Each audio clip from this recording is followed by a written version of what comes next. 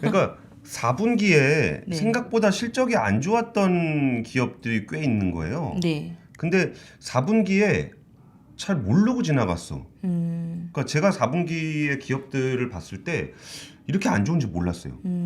근데 갑자기 나와 있는 실적들을 보고서 실적 발표하는 거를 보니까 다 연간 최대 이익 뭐 이런 걸로 발표를 해서 네. 실적 발표를 하고 있는 와중에도 실적이 안 좋은지를 몰랐어요. 근데 나중에 걔가 그 배터리 때문에 좀 네. 뜯어보다 보니까 4분기 실적이 너무 안 좋은 거예요. 안 좋은 데가 많았죠. 네. 그래가지고 이번에 몇 개를 좀 봤는데 네네. 이번에 KCC가 어닝 쇼크가 났어요. 그래갖고 주가가 뭐 거의 뭐 몇십 프로씩 빠지는 일이 발생했는데 실적 예상치가 1,385억 원이었는데 실제로는 683억 원. 컨센서스 대비 영업이익이 50%. 와 이건 아니 뭐 어닝 쇼크가 어느 정도지. 네네. 이거 이렇게까지 차이가 나는 건 좀 이상하잖아요. 근데 뭐 이유를 따져 보면은 뭐 정기 보수로 인한 뭐 점검 비용이 좀 들어갔고 원자재 가격이 상승했고 물류비가 증가했다. 근데 이 부분만 하더라도 원재료 가격 상승이나 물류비 증가는 어느 정도 예상 가능한 범주였단 말이죠. 네네. 근데 어떻게 컨센서스 그러니까 애널리스트 전망치에 반토막이 나냐고. 이게 난 좀 심한 거 아닌가 싶다가 네. 오히려 1월 달에 나온 리포트가 있는데 네. 특정한 애널리스트 이름을 언급하진 않겠습니다만 네네. 1월 달에 나온 거예요. 이게 실적이 마감이 다 되고 그러니까 12월까지 나온 것에 대한 1월인데 일종의 이제 4분기에 대한 그 프리뷰 같은 거지. 그쵸. 프리뷰. 근데 여기에 뭐라고 나오냐면 4분기 영업이익이 1,439억 원으로 컨센서스를 13% 상회할 것이다.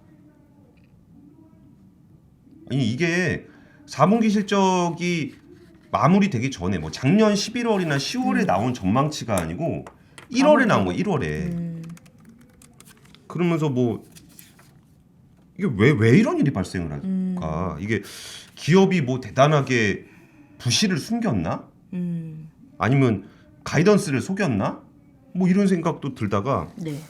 그 퀀터 애널리스트예요. 이제 김광현 유한타증권 애널리스트가 작성한 4분기 실적 시즌 마무리 단계라는 제목의 리포트인데 유니버스 200개 종목 중에 160개가 4분기 잠정 실적을 발표했는데 네. 목표 달성률이 86%밖에 안 되더라.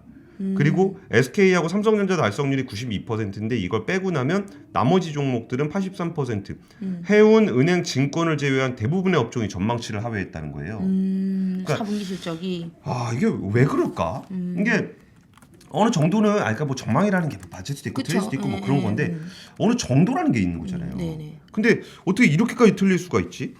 그 여기에 중요한 4분기 쇼크의 원인은 성과급이에요. 뭐 인건비 좀 많이 주고 막 그런 건데 뭐 인건비도 어느 정도는 많이 줄 거라는 것 뉴스도 많이 나오고 했잖아요. 그쵸. 근데 그리고서 이 김광현 애널리스트가 표현한 이 어휘 중에 되게 인상적이었던 게 빅베스는 말장난에 불과하다.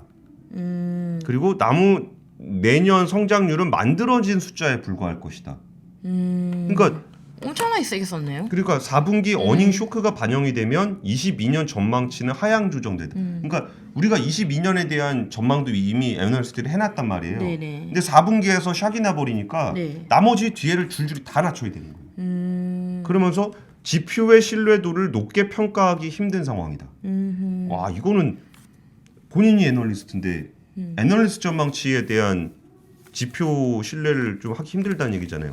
그럼 이거는 지금 얘기 나온 건 달성률이고 네. 서울경제신문에서 그 4분기 실적 발표 마친 곳의 기업을 기준으로 어닝 쇼크를 봤대요. 네네. 그래고 뭐 한 10% 정도가 넘어가면은 뭐 서프라이즈 쇼크 뭐 이렇게 했어요. 네. 근데 20가 4개 중에 한 개가 어닝 쇼크예요. 그러니까 너무 많이 틀린 거지. 그 서프라이즈를 한 데는 6개밖에 안 돼. 3.5%.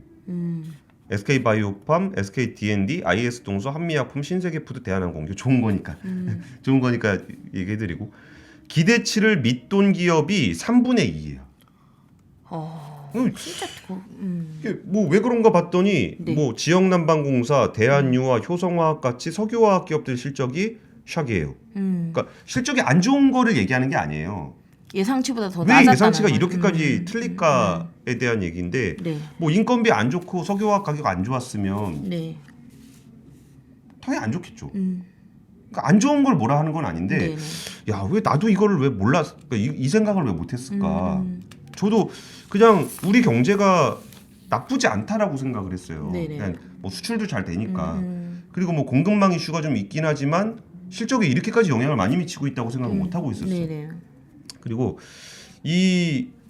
그러면 원자재 많이 안 쓰는 게임 회사들 뭐 메타버스니 블록체인이니 막 이걸로 막 엄청 방방하게 했잖아요. 뭐 주가도 막 하고 뭐 저것도 좋고 뭐 근데 지금 게임 업계의 그 냉정한 상황은 그 확률형 아이템을 가지고 과금을 하던 그 구조에서 네. 새로운 비즈니스 모델을 잘 못 만들고 있는 상황이에요.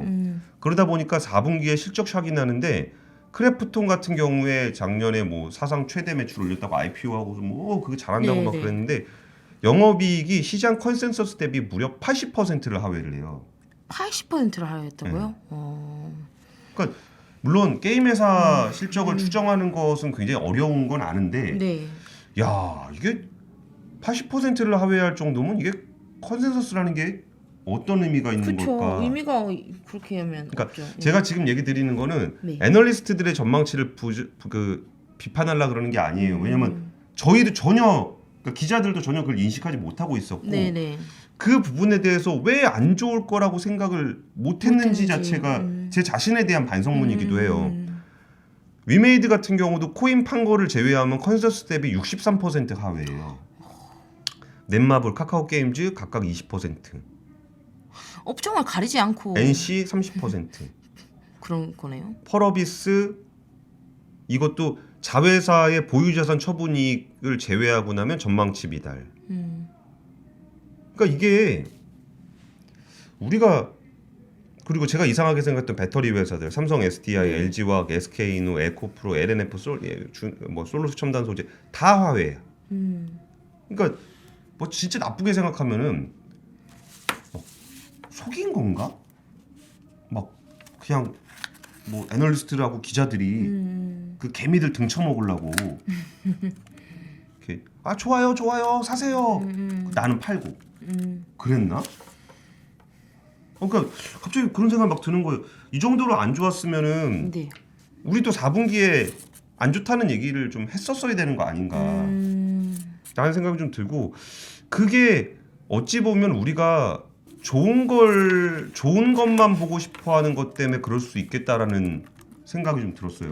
우리 나쁜 얘기하면 이게 보시는 분들도 싫어하시잖아요. 막뭐 공매도 세력과 결탁했냐 막 이런 얘기 하시면서 네네. 그러니까 우리도 애써 안 좋은 얘기를 안 하고 싶었던 거가 아닌가. 그러다 보니까 시장에서 4분기가 이렇게까지 안 좋을 거다라는 분위기가 형성되지 못했던 거예요. 그러니까 그 애널리스트 추정치만 가지고 얘기하려고 그러는 게 아니고 네네. 이 우리 증시 전체가 4분기가 이렇게 안 좋다라는 거를 네네. 애써 감추고 있었던 거예요. 기업도 얘기를 안 하고 있었던 것 같고 네. 뭐 애널리스트든 기자든 투자자들도 그런데 이게 보면은 뭐 1분기, 2분기는 맨날 어닝 서프라이즈 뭐 기대하고 뭐 그래가지고 맨날 우리나라 증시는 상고하저야. 그래고 막 좋다고 막 얘기하다가 나 지나고 보면 사실은 그거보다는 안 좋았어요. 상저하고. 그럼 이게 우리의 행복 회로가 너무 지나치게 시장 전반에 영향을 미치고 있는 게 아닌가. 그게 코스피가 왜 남들보다 많이 빠지고 안 오르지라고 고민을 많이 했었는데 사실은 코스피는 답을 얘기하고 있었던 게 아닌가. 그리고 우리나라 경제가 이제 수출 중심 국가잖아요. 네네. 근데 1월 수출이 11개월 연속 500억 달러 돌파하면서 사상 최대를 역대 1월 수출 1위를 기록한 건 맞는데 네. 이게 2분기 연속 무역 수지 적자예요. 그러니까 우리는 수출만 계속 봤어. 수출만 보면서 역대 최고 막 이러고 있었던 거예요. 그 반대편 사이드에선 수입이 그 수출이 15% 노는 동안 수입이 35%가 늘어서 무역 수지가 48억 달러 적자인데 전달이 4억 3천만 달러 적자에서 거의 9배가 늘었어요. 적자 무역 수지 규모가. 적자가. 그럼 우리가 밖에서 뭘 사왔냐는 거지. 다 에너지, 뭐 반도체, 재료 이런 거 사왔잖아요. 네. 그러면 4분기에 기업들은 그걸 사느라고 재료비가 엄청나게 올라가 있을 거란 말이야. 그렇죠. 그러면 4분기에 좋기가 되게 힘들었을 거예요. 네네. 그러니까 이 뻔한 상황을 왜 우리는 좋은 얘기만 하고 있었나. 비겁하게 얘기하자면은 뭐 개인분들도 그런 얘기 별로 특히 안 좋아하고 뭐 나쁜 얘기 해봐야 막 분위기도 다운되고 조회수도 안 나오고 그래서 오히려 좀 이 상황을 놓치고 있었던 게 아닌가. 그리고 이것이 한 지표로서 네. 애널리스트 추정치가 높게 잡혀 있었던 거고 기업들도 그런 식으로 4분기에 실적 떨어낸 거고 기자들도 그냥 좋은 게 좋은 거니까 이제 와서 남 탓을 하고 있는 거지. 애널리스트 추정치 봐라. 왜 틀렸냐. 뭐 기업들은 왜 그러냐. 뭐 인건비 오르는 거 다 알았었고 물류비 오르는 거 다 알고 에너지 가격 오르는 거 다 알았는데 내가 누구한테 화를 내는 거지? 저한테요? 뽑히니 말이야. 어? 저한테 안 하시는 것 같은데? 어쨌든 그런 상황이 있었던 4분기 실적 발표가 이루어졌습니다. 근데 그런 것들이 있는 것 같아요. 안 좋은 얘기들을 막 하니까 물류비 오르고 원자재 오르고 할 수 있어요. 어떻게? 원자재 오르는 걸 어떻게 할 수 있습니까? 우리가? 못해요. 못하잖아요. 그러니까 뭔가 손 쓸 수 없는 얘기를 구체화 계속 반복하는 게 의미가 없다고 생각을 하니까 그러면 이거는 시간이 해결해 줄 문제야. 우리가 4분기가 지나고 1분기가 지나서 이게 나아지면은 실적은 상향해 라는 어떤 믿음이라고 해야 될지 모르지만 어떤 믿음에. 근데 사실 저런 것도 있어요. 이게 전망을 하거나 보도를 하는 사람들이 네. 좀 더 긍정적인 것을 보여줌으로써 실제로 경제 현상으로서의 긍정적인 것을 만들어내는 그렇죠. 일종의 기대 경제 성장에 대한 것들을 올려주는 것도 꽤 중요해요. 네네. 한국 언론이 지나치게 그 경제 상황에 대해서 비판적으로 얘기하고 약간 정치적인 의도를 가지고 경제를 되게 비관적으로 보는 것들이나 네. 아니면 경제학자들이 자신들의 리스크를 줄이기 위해서 이렇게 올라간다 그랬다 그러고 틀리는 것보다 내려간다 그랬다 틀리는 게 욕을 덜 먹거든요. 그러니까 경제학자들은 굉장히 바이어스하게 밑으로 얘기하는 경우가 많고 네. 거기에 우리 시장 참가자들은 바이어스하게 위로 얘기하는 경우가 많아요. 네. 그러면은 이게 그렇다고 그 박진 기자 얘기대로 뭐 서로 기분도 안 좋게 뭐 맨날 높다고 얘기를 안 좋다고 뭐 얘기 맨날 하면 뭐하나. 우리가 어떻게 할 수 있는 것도 아닌데. 네. 그러면 그냥 좋게 얘기하는 게 낫나? 근데 그렇게 하면 안 되는데 참 어려운. 서영희님이 그래도 솔직히 해주셔야죠라고 얘기하는데 그리고 진짜 솔직하게 또 얘기 나쁘다고 얘기하면 또 막 혼나.